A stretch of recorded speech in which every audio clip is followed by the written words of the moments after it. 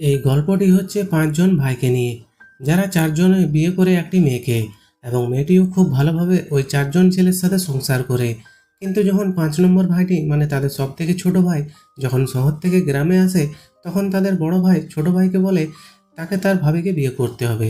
কিন্তু এই কথা শোনার পর ছোট ভাই বিশ্বাসই করতে পারে না যে তার দাদা কি বলছে এসব। নিজের ভাবিকে কি কেউ বিয়ে করে? কিন্তু পরবর্তীকালে তার ভাবি তার সাথে এমন কিছু করে যার জন্য তার ছোট ভাই পাগল হয়ে যায় তার ভাবির উপর। এমন কি করেছিল তার ভাবি যে তাকে বিয়ে করার জন্য সে পাগল হয়ে গিয়েছিল? আর এদিকে গ্রামের মানুষ সব কিছু জানা সত্ত্বেও কেন এসব নোংরা কাজ করতে বাধা দেয় না? তো এই সব কিছু জানতে ভিডিওটি শুরু থেকে শেষ অবধি দেখবেন। আর ভিডিওটি ভালো লাগলে অবশ্যই একটি লাইক করে দিবেন। আজকের মুভির নাম পাঞ্চালী, যেটি 2019 সালে মুক্তি পেয়েছে। তো গল্পের শুরুতে আমরা একজন ব্যক্তিকে দেখতে পাই। সে বারান্দায় বসে গীতা পাঠ করছে। এই লোকটির নাম যোগী। আর ৫ জন ভাইয়ের মধ্যে সব থেকে বড় হচ্ছে এই যোগী। যোগী বারান্দায় বসে বসে শুনতে পায় যে তার ভাই তার বউয়ের সাথে রোমান্স করছে, আর সেই আওয়াজ যোগীর কানে আসছিল। আর যে জন্য সে গীতা মনোযোগ দিয়ে পড়তে পারছিল না। বারবার তার মন সেই ভেতরের আওয়াজের দিকে চলে যাচ্ছিল। আর আমরা ভেতরে একজন বালি নামের ছেলে আর ভূমি নামের একটি মেয়েকে দেখতে পাই। এই বালি হচ্ছে যোগীর ছোট ভাই, আর এই ভূমি হচ্ছে তাদের ৪ জনের ওয়াইফ। তো বালির কাজ শেষ হয়ে গেলে তার ছোট ভাই নন্দু আসে, আর নন্দু তার ওয়াইফের সাথে একইভাবে রোমান্স করে। আর ভূমিও এই জিনিসটার খুব মজা নিতে থাকে। আর এইদিকে বেচারা যোগী বাইরে বসে গীতা পাঠ করছে, আর অন্যদিকে তার ভাইয়েরা ভূমির সঙ্গে রোমান্স করছে, আর সেটার শব্দ যোগী বাইরে বসে শুনতে পাচ্ছে। অবশেষে সবার কাজ হয়ে গেলে এরপর যোগীর পালা। তো এরপর যোগী ভিতরের রুমে গিয়ে ভূমিকে বলে, অনেক দিন হয়ে গেল তোমার কাছে আসেনি, তাই ভাবলাম আজকে যাই। তখন ভূমি বলে, আপনি তো আমার হাজব্যান্ড, আপনি যখন ইচ্ছা আসবেন, এতে আমি খারাপ কেন মনে করব? এরপর ভূমি আর যোগী রোমান্স করতে শুরু করে। এরপর এই ছেলেটিকে দেখা যায়।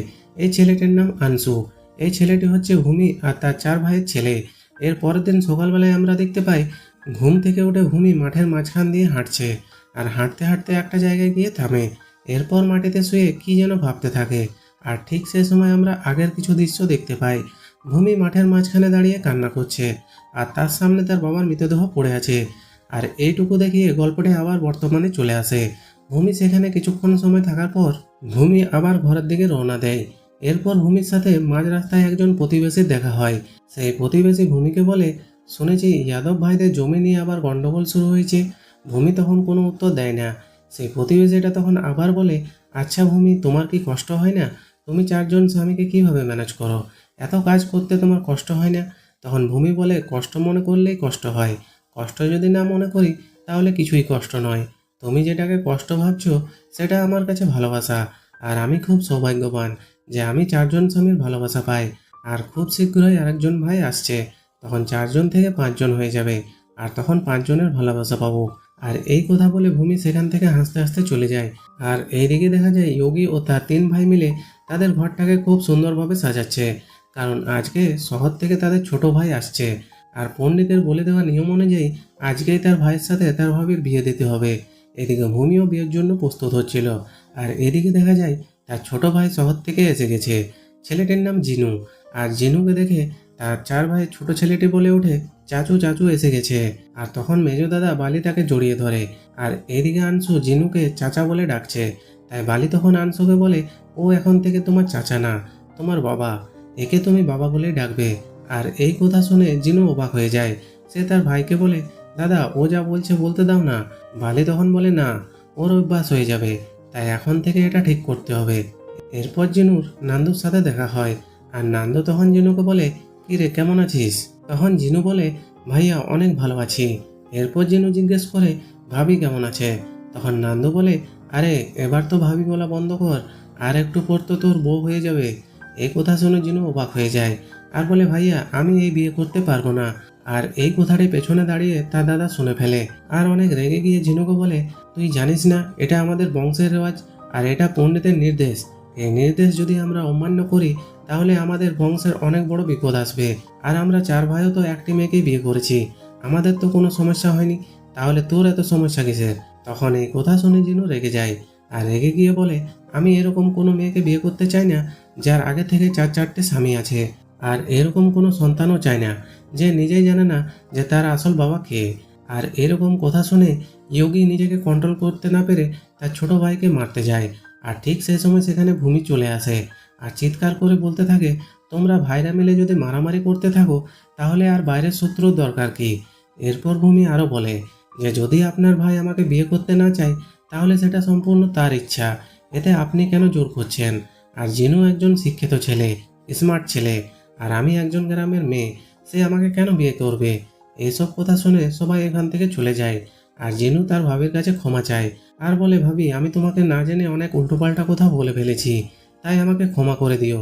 তখন ভূমি বলে, আরে না, আমি তোমার উপরে রাগ করিনি, উল্টো তুমি তো আমাকে বাঁচিয়েছো। এমনিতেই চারজন পুরুষকে সামলাতে আমার মাথা খারাপ হয়ে যায়, এরপর যদি তুমিও আসতে তাহলে আমাকে পাঁচজনের খেয়াল রাখতে হতো, তাতে তো আমার অবস্থা খারাপই হয়ে যেত। কিন্তু এখানে ভূমির কথায় আর এক্সপ্রেশনে বোঝা মুশকিল হচ্ছিল যে সে আসলেই সত্যি বলছে না মিথ্যা বলছে। কারণ ভূমি যখন সেখান থেকে চলে যাচ্ছিল তখন সে কিছু দূর গিয়ে ঝিনুর দিকে আবার তাকায় আর একটি রহস্যময় হাসি দিয়ে সেখান থেকে চলে যায়। এরপর দৃশ্য পরিবর্তন হয়, সবাই মিলে একসাথে খেতে বসছে। তখন ঝিনুকে ওর মেজো ভাই কানে কানে বলে, তুই যা করেছিস ভালো করেছিস, গ্রামের মেয়ে ছেড়ে শহরে গিয়ে মেয়ে পটিয়েছিস, অনেক আনন্দে আছিস। তোর মতো যদি সাহস আমিও দেখাতে পারতাম তাহলে আমার জীবনটা তোর মতো আনন্দে কাটতো। তখন এইসব কথার মাঝখানে তাদের বড় ভাই বলে, ঘরে বিপদ হয়ে গেছে। তখন দৌড়ে গিয়ে সবাই দেখতে পায় পুজোর ঘরে যে মূর্তিটা রাখা ছিল সেই মূর্তিটার মধ্যে ফাটল ধরেছে। তাই এরকম একটি ঘটনার পর ঘরের সবাই বেশ আতঙ্কিত হয়ে পড়ে। আর সবাই এটাই ভাবে যে জিনু তার ভাবিকে বিয়ে না করায় এরকম বিপদ আসতে চলেছে। এরপর তার বড় ভাই বলে, বেশ অনেক হয়েছে, আর আমি তো কোনো কথাই শুনতে চাই না, আজকেই তোর সাথে ভূমির বিয়ে হবে। তখন ঝিনু বলে, মূর্তি ফাটলের সঙ্গে আমার বিয়ের কোনো সম্পর্ক নেই, এটা হয়তো এমনি ঘটে গেছে। তখন এই কথা শুনে ঝিনুর দাদা বালিও রেগে যায় আর বলে, ঝিনু অনেক হয়েছে, এবার তো বোঝার চেষ্টা কর, এগুলো হচ্ছে ভূমিকে বিয়ে না করার জন্য, এরকম চললে জানি না আর কত বিপদ আসতে বাকি আছে। তখন এই কথা শুনে জিনু বিরক্ত হয়ে বলে, আমি কাল সকালে ঘর ছেড়ে শহরে চলে যাব, তাও আমি ভাবিকে বিয়ে করতে পারবো না। ভূমি কিছু আম নিয়ে ঝিনুর সাথে বাইরে দেখা করতে আসে আর ঝিনুর সামনে গিয়ে বলে, তোমাদের সব ভাইদের রাগ হলে কি তোমরা এখানেই এসে বসো, নাও তোমার জন্য আমি আম নিয়ে এসেছি। আর একটু ঝুঁকে ঝিনুকা আম দিতে যায় আর তার সামনে বসে বলে, আচ্ছা ও দেখতে অনেক বেশি সুন্দর আমি জানি, তুমি যদি শহরের কাউকে পছন্দ না করতে তাহলে তুমি ঠিকই আমাকে বিয়ে করতে। আর এরপর ভূমি জিজ্ঞেস করে, ওর নাম কি। জিনু তখন কিছুক্ষণ চুপ থেকে বলে, ভাবি ওর নাম নিকিতা, শহরে আমরা একসাথে পড়াশোনা করি। ভাবি আপনি এটা কি করে বুঝলেন। ভূমি তখন বলে, আমরা গ্রামের হতে পারি কিন্তু সব কিছুরই ধারণা আছে। এরপর ঝিনু আম খাওয়ার সময় একটু আম তার গালে লেগে যায় আর এটা দেখে তখন ভূমি বলে, আপনারা কোনো ভাই ঠিকমতো আম খেতে পারেন না। এটা বলে ভূমি সেখান থেকে উঠে ঝিনুর সামনে আসে আর তখন এই হোঁচট খেয়ে ঝিনুর গায়ে পড়ে যায়। আর এটা দেখে ঝিনু অবাক হয়ে যায়। তখন ভূমি বলে, কিছু মনে করো না, আমার ভুল হয়ে গেছে, আসলে আপনার সব ভাইয়েরা এভাবেই আম খায়, আর তখন গালে লেগে গেলে আমি এভাবেই পরিষ্কার করে দিই, আসলে আমি ভুলে গিয়েছিলাম যে এটা আপনি। তখন ঝিনু বলে, ভাবি তোমার অদ্ভুত লাগে না যে আপনি চারজন স্বামীর সাথে সংসার করেন। তখন উত্তরে ভূমি বলে, বাবা আপনি এত দূর পর্যন্ত চিন্তা করেছেন, আসলে আমি শহরের মেয়েদের মতো এত গভীরভাবে ভাবতে পারি না, আমার দরকার দুই বেলা শুধু রুটি আর থাকার জন্য একটু জায়গা। আর তোমার ভাইদের আমাকে নিয়ে কোনো অবজেকশন নেই, কেন জানো, কারণ তোমার ভাইয়েরা যে যেমনভাবে আমাকে চায় সেভাবে আমাকে পায়, আমি তোমার ভাইদেরকে অনেক খুশি রাখি। ঝিনু ওর ভাবির মুখ থেকে এসব কথা শুনে তার ভাবির প্রতি আকৃষ্ট হয়।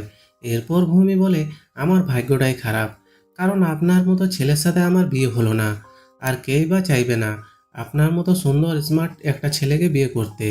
এই কথা বলে ভূমি সেখান থেকে উঠে চলে যেতে থাকে। আর তখন ঝিনু ভূমির দিকে এক নজরে তাকিয়ে থাকে, আসলে ঝিনুও বুঝতে পারছিল যে তার ভাবি তাকে কিছু বোঝাতে চাইছে। এরপর ভূমি ভিতরের রুমে গিয়ে আমের প্লেটটা চুলার পাশে ছুঁড়ে ফেলে আর খুব রাগে রাগে নিকিতাকে গাল দিতে থাকে। আর তখন তাদের ছেলে আনসু সেখানে চলে আসে আর বলে, মা আমি আম খাবো। এই বলে সে পড়ে থাকা আমের প্লেট থেকে আম খেতে থাকে। এটা দেখে ভূমি সঙ্গে সঙ্গে আমটা নিয়ে ফেলে দেয় আর বলে, আমাকে না বলে এই আম খেলি কেন, এখন ওই মুখ থেকে বার কর। এরপর দেখা যায় তারা সবাই মিলে একটি খাটে ঘুমিয়েছিল। ঠিক তখনই হঠাৎ ঝিনুর পেটে ব্যথা শুরু হয় আর ঘুম থেকে উঠে খুব চিল্লাতে থাকে।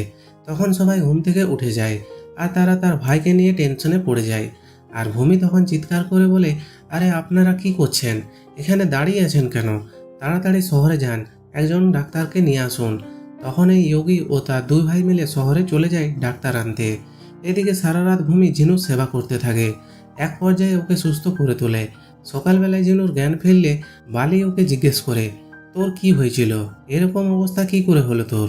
তখন ঝিনু বলে, আমি তো কিছু বুঝতেই পারছি না। গতকাল রাতে ভাবি আমাকে আম খেতে দিয়েছিল, আমি সেটাই খেয়েছি, আর তো কিছু খাইনি। ওই আম খেয়ে মনে হয় এরকম কিছু হয়েছে। এই কথা শুনে তখন বালি বলে, পাগল হয়ে গেছিস? তুই তোর ভাবির জন্য অসুস্থ হোসনি, তোর ভাবির জন্য তো তুই সুস্থ হয়েছিস। তুই জানিস কাল রাতে কোনো ডাক্তার পাওয়া যায়নি, তোর বড় ভাই এবং মেজো ভাই এখনো শহরে আছে, তুই তো কিছুই জানিস না।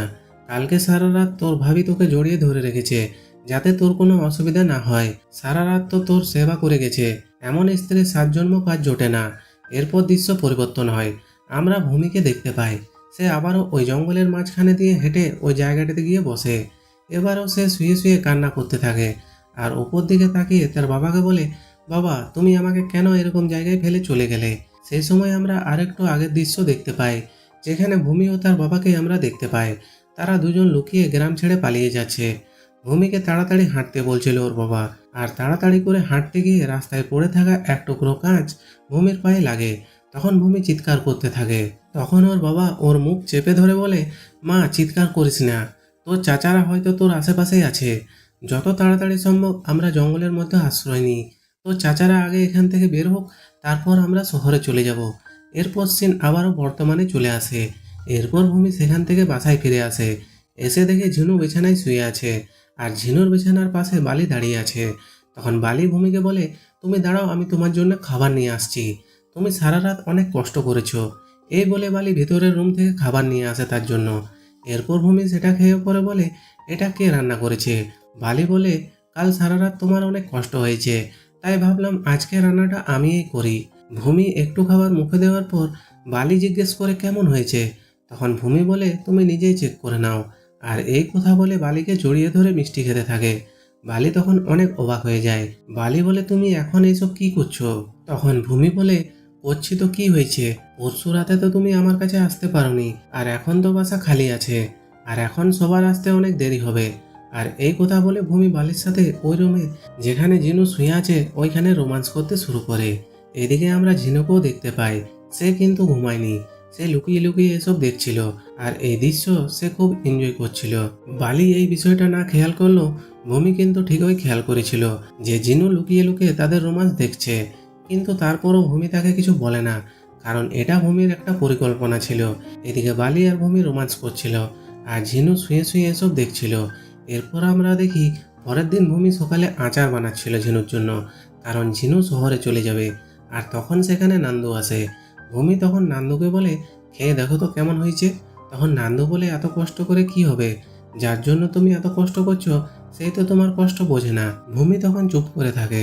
এরপর নান্দু আবারও বলে, সে তো কাপড় চোপড় গুছিয়ে শহরে যাবার জন্য রেডি হচ্ছে।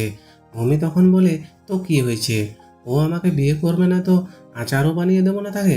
এর পরের সিনে আমরা দেখতে পাই ভূমি জিনুর সাথে দেখা করতে যায়। ভূমি জিনুর সামনে গিয়ে বলে, কি হয়েছে, আপনি আমার সঙ্গে কোনো কথা বলছেন না, আমি কি কোনো ভুল করেছি?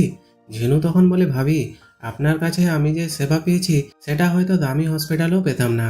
তখন এটা শুনে ভূমি বলে, তাই নাকি? কিন্তু শুনেছি বড় বড় হসপিটালে তো অনেক টাকা লাগে, কিন্তু আমি যে আপনাকে ফ্রিতে সেবা করলাম, এর জন্য আমাকে কিছু দেবেন না? তখন জিনু বলে, আপনার কি চাই ভাবি? ভূমি তখন বলে, আমি আপনাকে যা বলবো আপনাকে সেটাই করতে হবে। এর পরের সিনে আমরা দেখতে পাই ভূমি ঝিনুকে সঙ্গে করে একটা জায়গায় নিয়ে যায়, আর ওই জায়গাটি দেখে ঝিনু অনেক খুশি হয়ে যায়। তখন ঝিনু বলে, এটা তো চৌধুরীদের বাগান।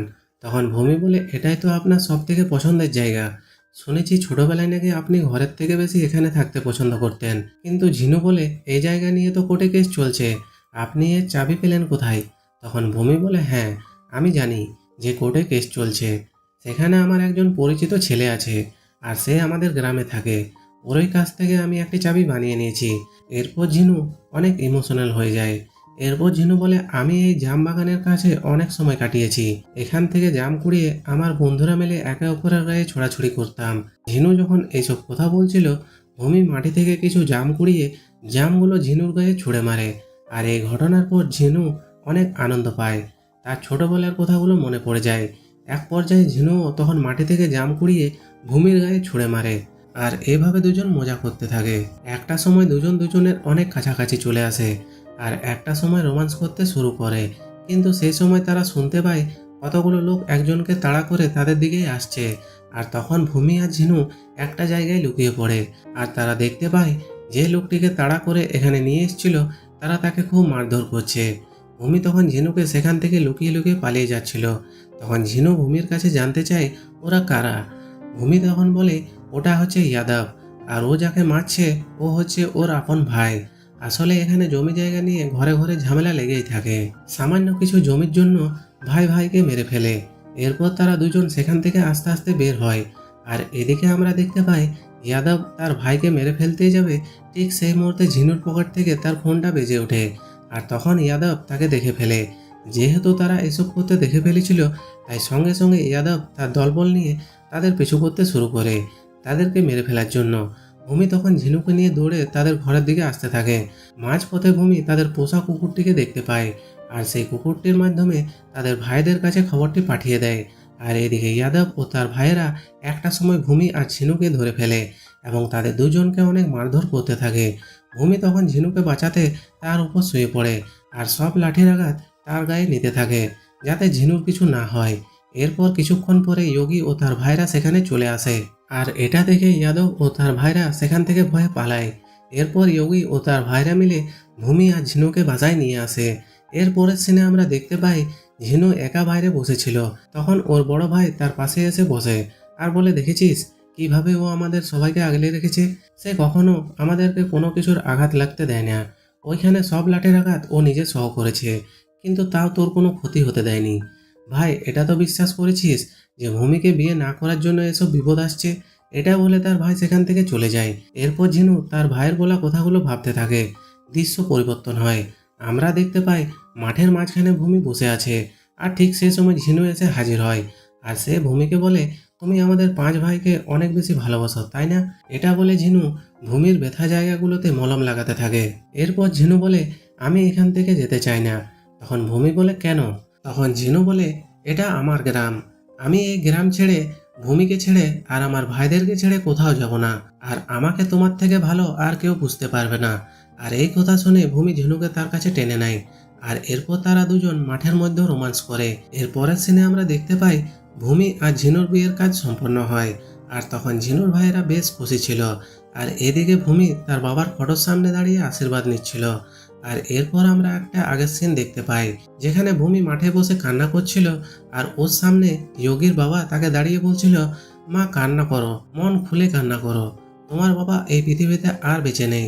তখন ভূমি কান্না করতে করতে বলে, আমি বিশ্বাস করতে পারছি না যে আমার চাচারা এই কাজটা কিভাবে করলো। তাদের সঙ্গে থেকে বড় হয়েছি, তারা আমার বাবাকে এভাবে মেরে ফেললো, আমাকে অনাথ বানিয়ে দিল। ঠিক তখনই যোগের বাবা বলে, আসলে জমি জিনিসটাই এরকম, মানুষ এই জমির লোভে পাগল হয়ে যায়, নিজের ভাই ভাই ঝামেলা হয়। আর আমি জানি আমার ঘরেও এটা হবে, কারণ আমারও 5টি ছেলে। এখন হয়তো তারা একসাথে থাকে, কিন্তু আজ বাদে কাল তাদের সংসার হবে, তখন তাদের জমি নিয়ে একে অপরকে হত্যা করবে।